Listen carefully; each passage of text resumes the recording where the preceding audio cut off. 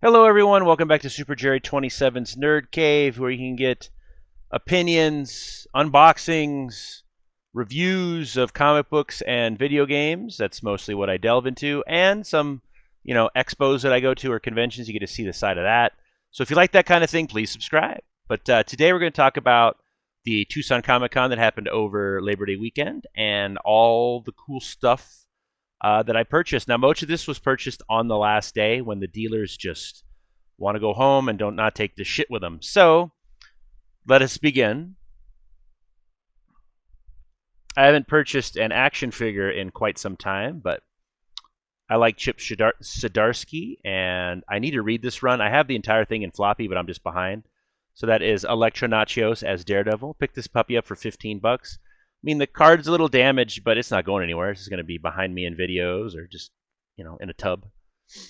And then now I have the CLZ app on my phone, which is amazing. I scanned all these things. It took me like 2 months to scan them, and I wanted to get it done before this convention so that I don't have to take a list, like a scroll. Instead, it's all on my phone, and it helped me out big time finding what I was missing. The first stack is Hellblazer, original Hellblazer. I went and got those because I have a big chunk of them, but I'm missing some.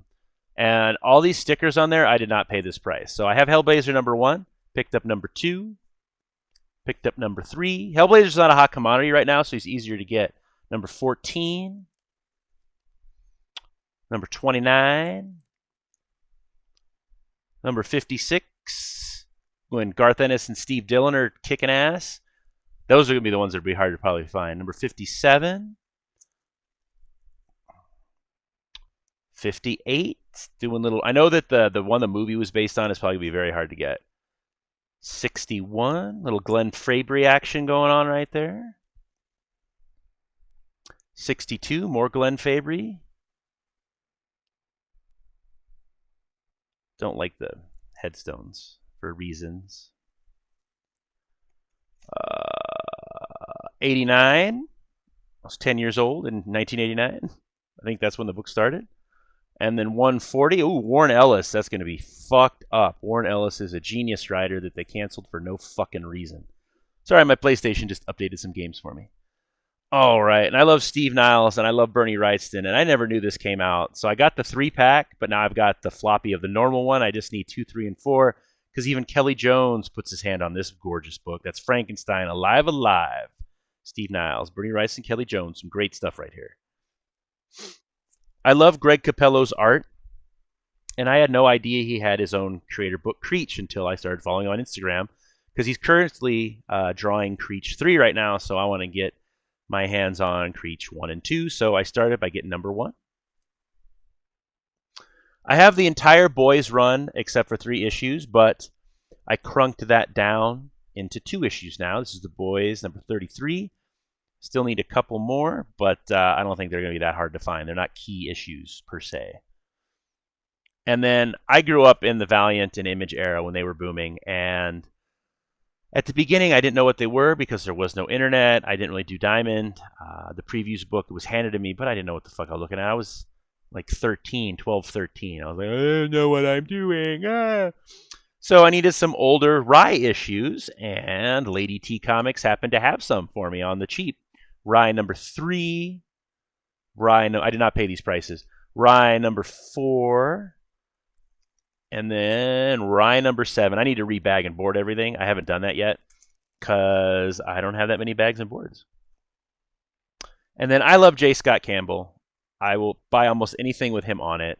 And this was not, I did not pay this, but it's a gorgeous J. Scott Campbell variant cover of Gwen Stacy. Can't go wrong with the dead girlfriend, right? And then other artists that I love just because they know how to draw women, and that's Terry Dodson and Rachel Dodson. Someone had their Adventure Man number 1, so I grabbed it. I'm going to read it, and I'll probably tell my comic book store to sign me up for it. This came out 3 years ago. Holy shitballs. And then, I'm a huge fan of old comics, and I did not pay this price. But it's Solar Man of the Atom number 2. It's in decent / rough shape. They call it fine. I'm about right. It's probably a 6. But I love these old Gold Key issues. I love Dr. Solar because I followed him when he was a Valiant character. So I had to pick this up on the cheap. And then I'm an 80s kid, so I love my Transformers. And I almost have the entire run, minus maybe 10 issues, but I clocked it down a bit, baby. Transformers number 11, Transformers number 13. They're not in the best of shape, but right now I'll take what I can get. Transformers 14. They're some of our newsstand too, which is weird. And Transformers 18. I am closing the gaps in my CLZ, and I love it.